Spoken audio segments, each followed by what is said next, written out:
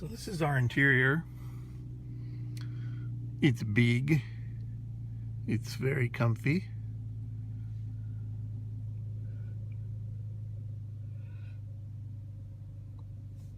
It's got the gadgets.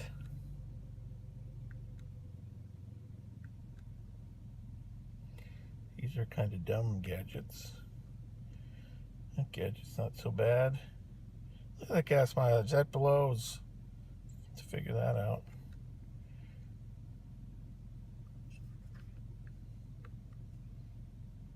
Maybe it's because I sit in the driveway filming videos with the engine running. That might have something to do with it. Peak G-forces. How did I peak at almost at 0.85 Gs? I must have braked really hard for something.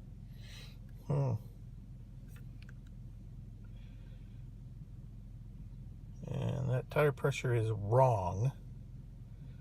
I let about 10 pounds of pressure out of these tires recently. I just haven't driven yet.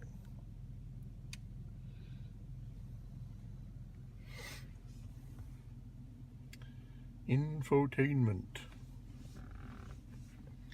You've got your usual suspects, your radio, Sirius XM, of course.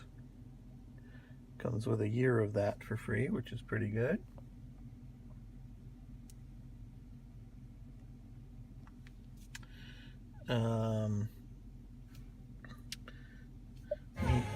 Woo!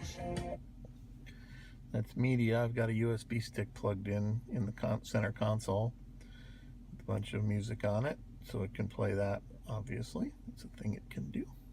Get the climate off. Let's turn the climate on.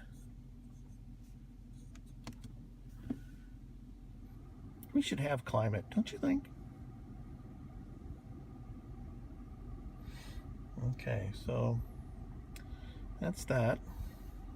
You can set where it's going, whether your heated seats, your heated steering wheel, or blow air up your butt fan is on. Got front and rear defrosters. Never seen a front defroster before. Thought that was interesting. I don't know if that's electric or what, because it's got your regular vents up there, which would be done.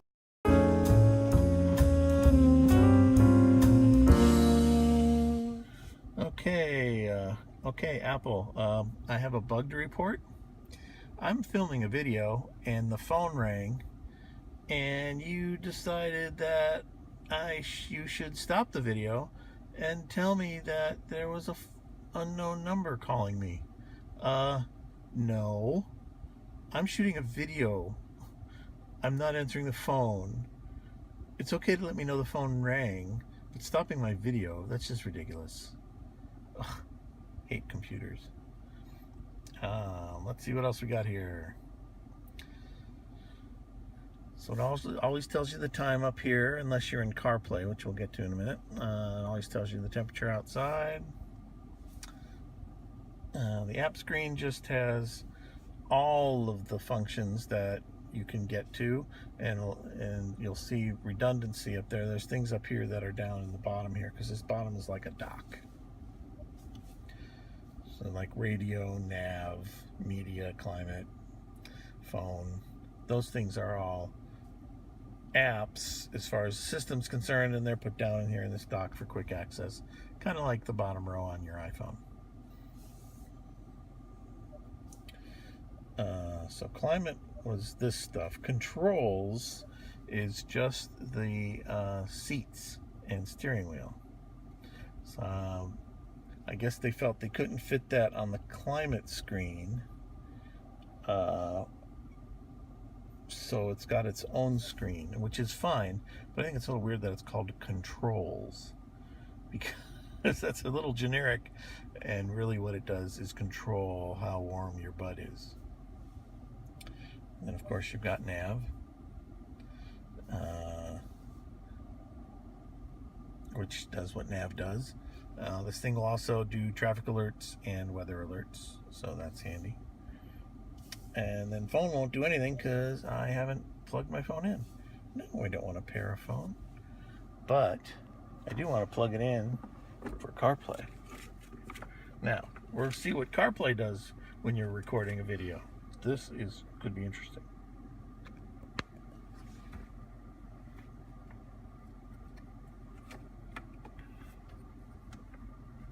Hey, look at that.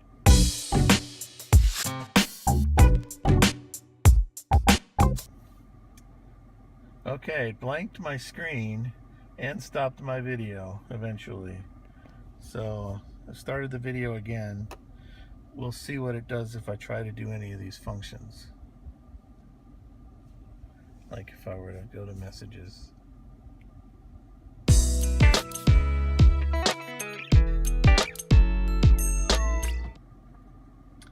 Okay, so engaging functions in CarPlay does launch the app in the foreground on your phone, so that of course stops video recording. So, oh well, that's that.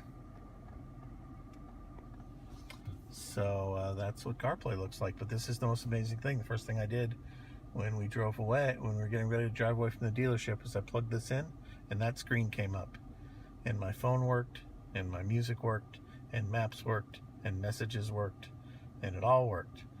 And it was all wonderful, and I didn't have to do any Bluetooth pairing or anything, and I don't plan to, because this works so well. Now, I will report the one downside. I have found CarPlay, because it's USB connected, which it should be, because you want to keep your phone charged while you're doing nav and stuff. So why people want wireless CarPlay, I don't understand. Here's a little cubby that you park it in. So you just put your phone down in there and you close the lid. And you go about your business. And you get all this cool stuff on this screen here. And you don't have to touch your phone. And you get all this functionality. Perfect. Then you get to your destination and you turn off your car. And you get...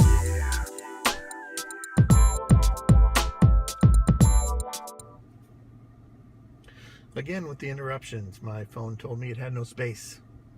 Even though I had deleted 99 videos, it put them in the deleted videos folder instead of deleting them. So I delete them again. Now I have space.